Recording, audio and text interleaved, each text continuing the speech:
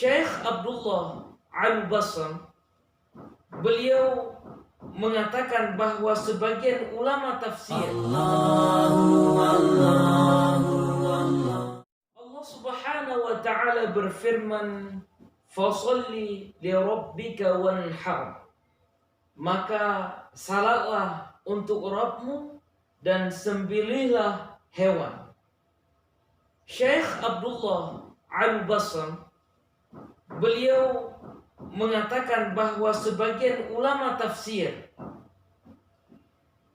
menyebutkan bahwa makna daripada fasholli li rabbika wanhar adalah perintah untuk melaksanakan sholat Idul Adha dan dilanjutkan dengan menyembelih hewan kurban setelah pelaksanaan sholat Id. Ini adalah pendapat yang dinukilkan dari Qatadah, Atha, dan Ikrimah. Bahkan para ulama juga menjelaskan bahwa menyembelih hewan kurban pada hari Idul Adha ini lebih utama daripada sedekah, sekalipun sedekah yang senilai dengan harga kurban ataupun lebih. Kenapa? Karena ketika kita menyembelih hewan, ini adalah kita menunjukkan syiar yang ada pada hari raya Idul Adha. Sementara sedekah itu bisa kita lakukan kapanpun.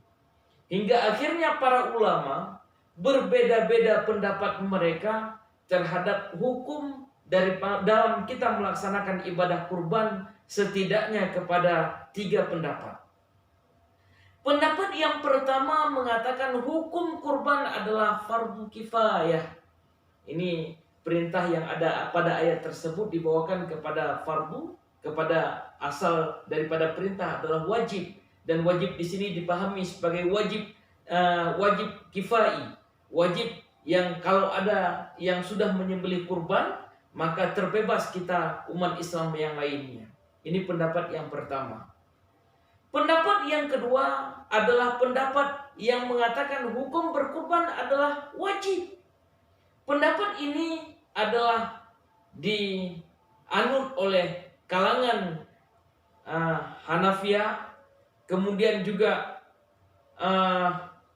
di dalamnya Imam Al-Auza'i, kemudian juga Imam Ahmad dalam sebagian pendapat yang lain, Lis bin Sa'ad, dan sebagian daripada ulama Imam Maliki yang lainnya. Pendapat ini menyatakan wajib itu lebih kuat daripada pendapat yang menyatakan tidak wajib.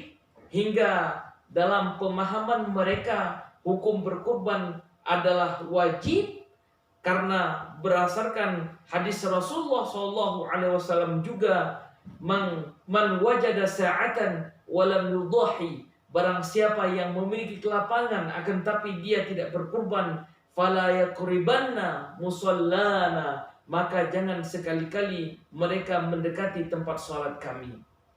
Sementara pendapat yang ketiga ini menyebutkan bahwa hukum kurban adalah sunnah muakkadah, sunnah yang sangat ditekankan.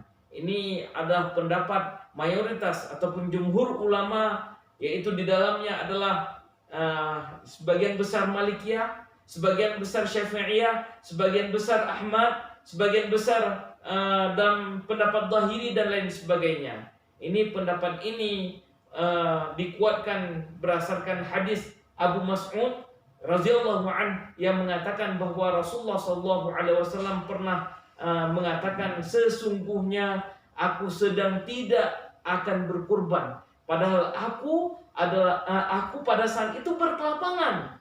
Ini kulakukan karena aku khawatir kalau tetanggaku mengira kurban itu adalah wajib bagiku. Jadi demikian, hingga dalam pemahaman mereka dihukumkan kepada sunnah muakkad. Dari pendapat-pendapat yang kita sebutkan tadi, berdasarkan daripada dalil-dalil yang ada, ini sebenarnya tidak usah kita perselisihkan. Akan tetapi seharusnya ini kita jadikan sebagai jalan keluar terhadap perbedaan pendapat ini, selayaknya bagi mereka yang mampu untuk tidak meninggalkan daripada hukum berkurban, karena dengan berkurban akan lebih menenangkan hati dan melepaskan tanggungan terhadap apa yang telah Allah perintahkan kepada kita. Dan kita harus yakin bahwa ketika kita berkurban, maka Allah akan segera memberi ganti daripada biaya yang kita keluarkan untuk kita berkurban. Bukankah Allah perintahkan kepada malaikat setiap pagi dan sorenya berdoa, ya Allah, berikanlah ganti bagi orang-orang yang berinfak. Dan Allah juga perintahkan kepada para malaikat untuk berdoa, ya Allah, berikanlah kehancuran bagi mereka orang-orang yang menahan hartanya.